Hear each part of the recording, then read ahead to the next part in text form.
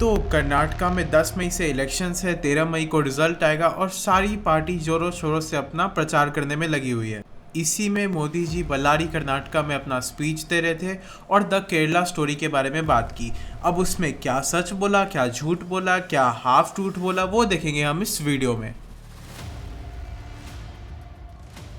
कर्नाटका को देश का नंबर 1 राज्य बनाने के लिए सुरक्षा व्यवस्था, लॉ एंड ऑर्डर सबसे प्रमुख आवश्यकता है।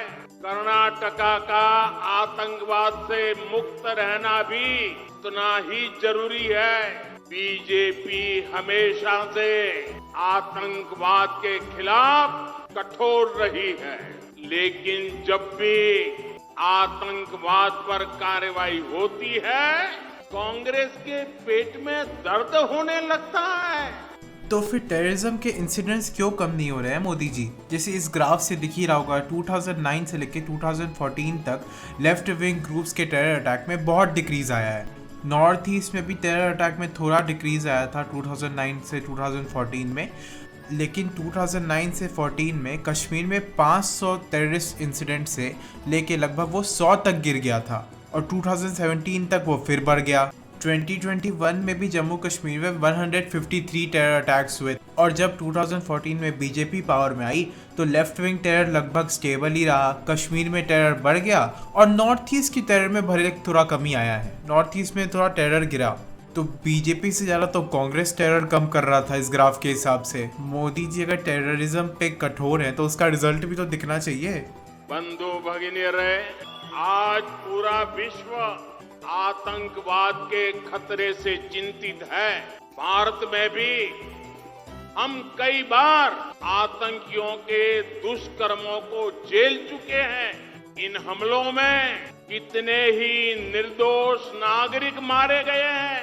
आतंकवाद मानवता विरोधी है, आतंकवाद जीवन मूल्य विरोधी है और आतंकवाद विकास विरोधी भी है। ये तो लगभग सबको पता है कि आतंकवाद खराब है, लेकिन इसका सॉल्यूशन कैसे निकाले इस पे डिस्कशन है ना। जैसे यूनाइटेड नेशंस के एक रिसर्च ने बताया था कि जो ह्यूमन राइट्स अब्यूजेज हैं और गवर्नमेंट रिप्रेशन है, ये सब टेररिज्म को और ज़्यादा बढ़ावा देता है। लेकिन फिर भी जैसे कश्मीर में टेररिज्म बहुत ज़्यादा है, लेकिन वहाँ 2 साल तक लॉकडाउन लगा के रखा था। United Nations commissioner for human rights ने इसके खिलाफ भी बोला था कि ये जम्मू एंड कश्मीर के लोगों का ह्यूमन राइट्स को रेस्ट्रिक्ट करता है और ह्यूमन राइट्स का रेस्ट्रिक्शन एक मोटिवेशन है टेररिज्म का, जैसे कि हमने पिछले रिपोर्ट में देखा।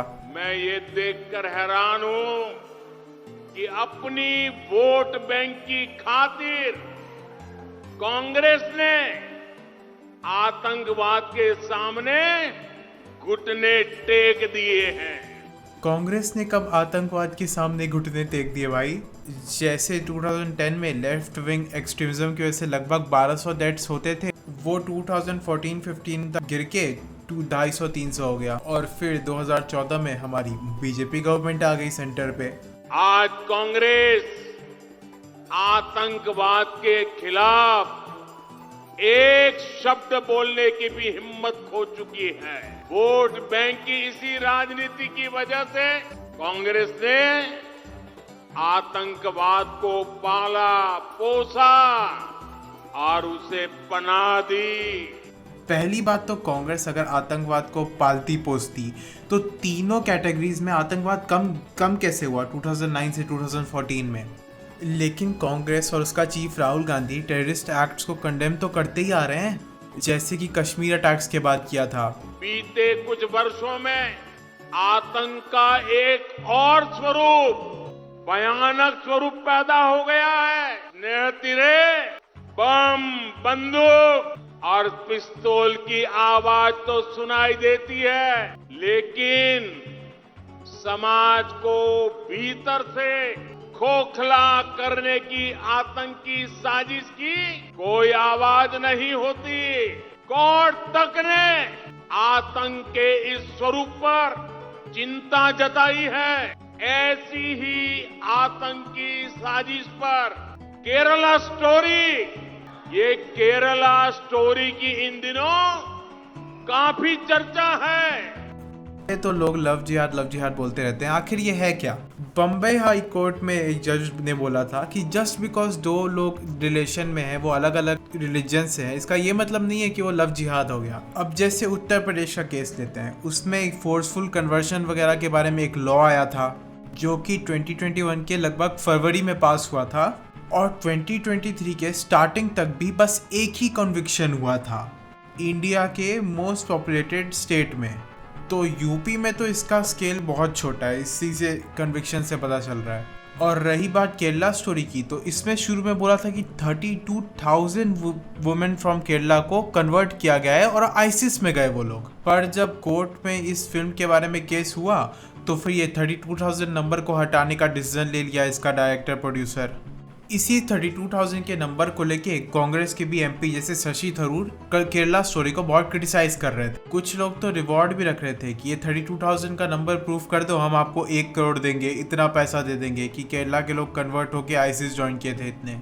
ये सब फॉल्स क्लेम को क्रिटिसाइज करना, टेररिज्म को सपोर्ट देना कैसे हो गया, टेररिज्म को पालना पोसना कैसे हो गया, जो मोदी जी बोल रहे थे।